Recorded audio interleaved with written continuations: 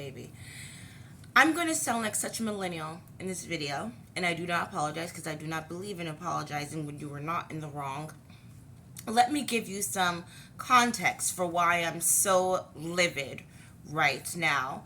So I've been trying to find a consistent job post COVID for years, right? Something reliable, something consistent, something where I can trust my staff, trust my management, etc., etc. And for some reason, it's very difficult. I saw something today, actually. This man went to a job interview at McDonald's, and the employee said, "You don't have an interview because the person who's going to do the interview won't be here for another 2 hours." And that's happened to me several times before. I didn't know that I have this habit. Other than I have a habit of waking up first thing in the morning. I know that they say you're not supposed to touch your phone, but it just gives me massive anxiety, and I have to check my bank account. Because always randomly, mysteriously, funds disappear, right? I literally haven't touched my debit card in like 4 days, and I checked my account this morning, and I was like, what do you mean that I lost money? I haven't used my card in 4 days. But anyway, neither here nor there. Fuck you, Chase. After I checked my bank account, I just hit send and apply for jobs on Indeed, on Facebook, just submitting my resume everywhere. And I realized I've probably applied to at least 60 to 80 jobs the past 2 months. I've gone to countless amounts of job interviews where I've taken Ubers, I've walked in the rain, taking the bus for upwards of 2 hours, just going to the destination, not coming back. And like I said, I hate to sound like such a millennial right now because I know I should be grateful. I should be thankful that I'm even having these interviews, but it's like,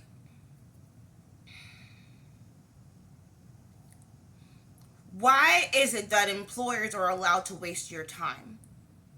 You wouldn't want me to waste your time if you were to hire me, right? I'm not allowed to be on my phone on the clock. Cool, because it's a waste of time. It's a waste of labor. Cool, bet, I got that. It's a problem to use the restroom. Cool, bet, I got that. I'll use the bathroom before I even clock in, right? It's a bother. I don't want to give you a break to eat. Cool, bet, right? I'll pack little snacks. I'll eat before I get there. Cool, bet I can work a 12-hour shift without eating. What? That's just a normal day for me. I can go days without eating, unfortunately, not because I want to, because I'm fucking poor. And it's like, you're allowed to do that as an employer, but there's no obligation to give me any sort of consideration or respect.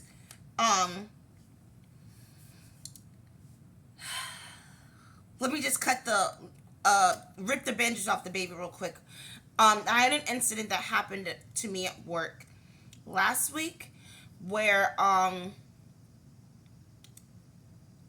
had suspicions that my coworker was stealing from me, but I didn't have hard evidence. And I caught him in the act, right? And I went to the manager, and he said, "Oh, you guys talk about it one-on-one." I was like, "Okay, cool, bet. I'll talk to him." He wouldn't even look me in the eye. He didn't even apologize. There was no even, "Oh, my bad, there was a misunderstanding." No, it was all accusatory of me. And I told the majority of the managers the instance that was happening, and how, like I said, I suspected, hold on, I think I should move it. No, it doesn't make any difference with the lighting. I told the manager I suspected him of stealing from me for weeks now, but now I have physical proof, I have physical evidence that he stole from me, but all you're going to do is give him a pat on the back. It's okay. You have to be understanding of these kids in this generation. No! That's, even if you're not Christian, in every religion it's taught that stealing is wrong. So I don't care if you grew up Hindu, I don't care if you grew up Muslim, I don't care. You know, if you grew up Catholic, you know that stealing is wrong. And you can't use the excuse, oh, I didn't know any better. You can't use that. You have to be more understanding. You have to be more gentle with them. No one was gentle with me. I have been fired for less than that. One of my jobs, which I loved, and I fucked it up so bad. I loved that job. But my drawer was, I think it was like $11 or $12 short, right? And they said that we have to let you go. I was devastated. Devastated. And no one gave me a pat on the back. They threatened to call the police on me. Why are we forgiving this kid? He's not at risk. He's not retarded. He might be retarded. He should get tested. But it's like, I've been fired for less than that. I gave you physical proof. I gave you physical evidence. And now I don't feel safe here anymore. I don't want to be here anymore, because if you're gonna hire criminals and give them sympathy, and I know what you're thinking. I know what you're thinking, because I'm overly friendly with the homeless, right? And I know that you shouldn't be, because you should always be in your P's and Q's. You should always be safe. But it's not like, I've never had an interaction with a homeless person where I felt threatened. I'm telling you, as your staff member, I feel threatened. I don't feel like he should still keep his job. And I'm very anti-firing people, but that's wrong. And like I said, the fact that he didn't apologize, the fact that he feels no remorse for it, and he feels like he's the victim, this is a problem. This is what you guys are raising right now. I feel like I just got very angry with you, and you didn't do this. Sorry. I feel like job interviews are pointless.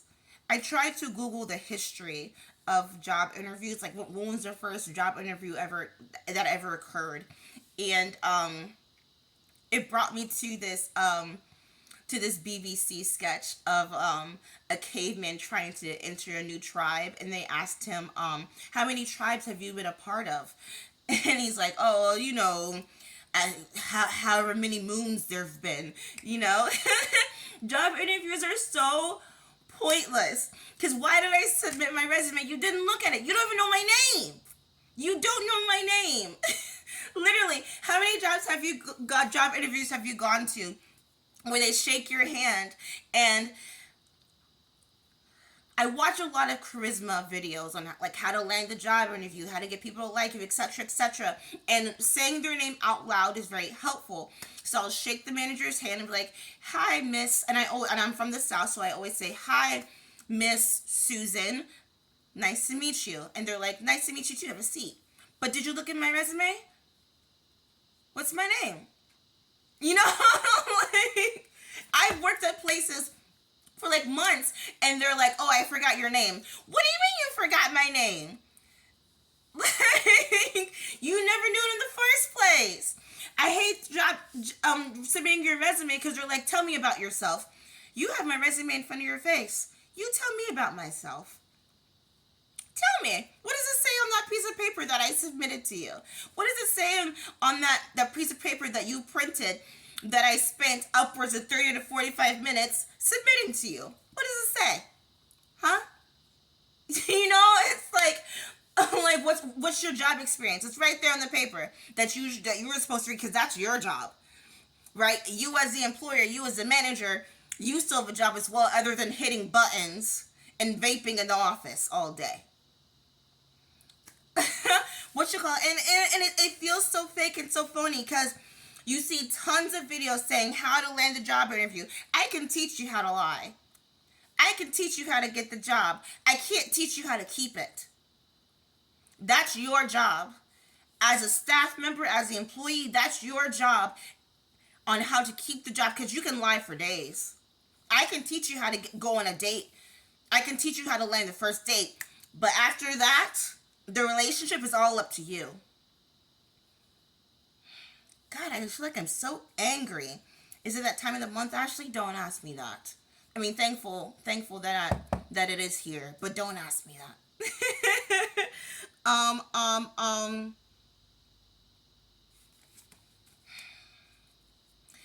My ego and my anxiety has been so high lately. Because, like I said, I am trying to keep a consistent job. I like to think that, and if we have worked together, I like to think that I'm very hard worker. I'm very reliable, and something I get told all the time is, actually, you're doing too much. Sorry that I'm going above and beyond, but that was a part of the application process, wasn't it? That was one of the questions. You go above and beyond, yes, and I'm literally doing that. I will come in early and I'll stay later. You're doing too much. Sorry? But I started this new job recently because I do need two jobs in order to live right now, unfortunately. Um and I have to go through the whole process again of how to serve a table, which is like, okay, cool. I don't mind getting paid for training, but also it's like, I know this. I have over 10 years experience in this. Don't talk down to me, please. Please don't. I'm begging you, please do not talk down to me. Don't talk to me like this is my first job ever. Don't talk to me like this is my first time on the planet. All I need to know, because you know what? I'm not building a rocket right now. You know, I'm not building a submarine. All I'm doing is I'm just bringing someone their steak. All I need to know is what are your table numbers and your menu, and the menu will come to me within a couple of days. That's it. And I know I don't mean to offend anyone if you are in the restaurant industry, but our job is not that important. You're an underpaid actor. That's what you are. It's the reality. Um And I'm so tired of these managers threatening to fire you. Just do it. If it was already on the tip of your tongue to fire me, can you please just get it off the way? Rip the bandage off the baby. Please. If me being in this environment is so bothersome, so troublesome for you, you know what? That's why you have the title of manager. And I feel like we complain so much about these politicians not caring about us, but whatever happened to caring for your fellow individual right here? Your fellow individual who openly is telling you that I had/have the flu. I haven't eaten in days. I've been throwing up consistently. Oh, well, make sure you still do a good job. What? One of my friends, he just shared something recently where he said, is there room for empathy in the workplace? And the childish girl side of me says, yes, of course, you have to have empathy. But this is why females don't make good leaders.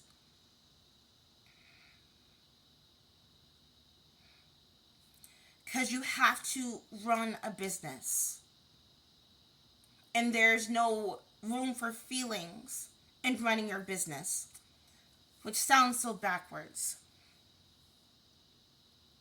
I saw something the other day that really pissed me off, where they said that being an entrepreneur is the future because working for someone is making them your slave. You're going to have to hire staff anyway, so you'll still be the slave master regardless. Don't you see the contradiction? Or am I being too extra? Am I being too overdramatic? I mean, I probably am being overdramatic. Um, what is this?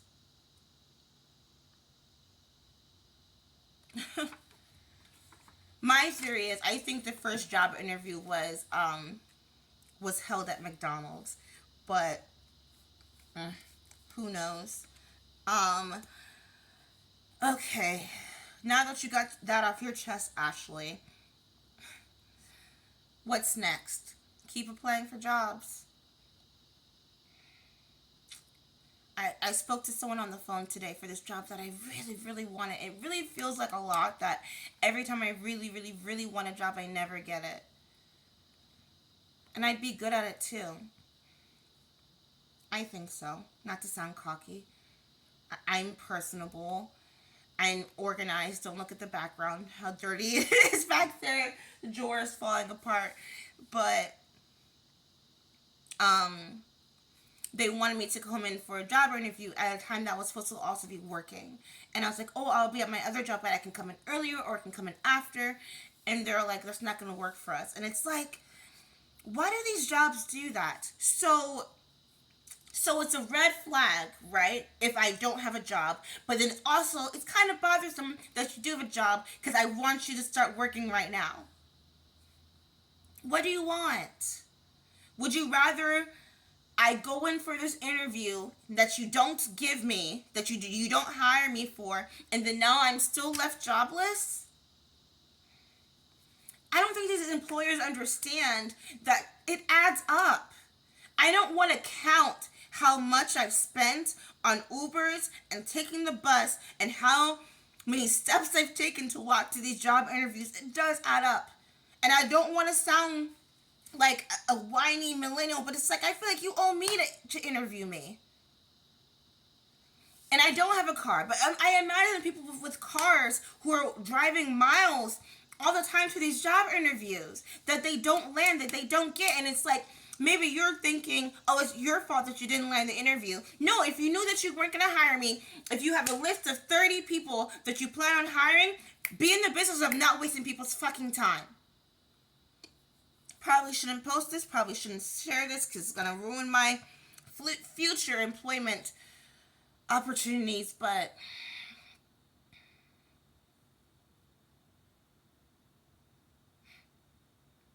did you hear that? It just got so quiet. They're not crickets. I think they're cicadas, is what my boyfriend said.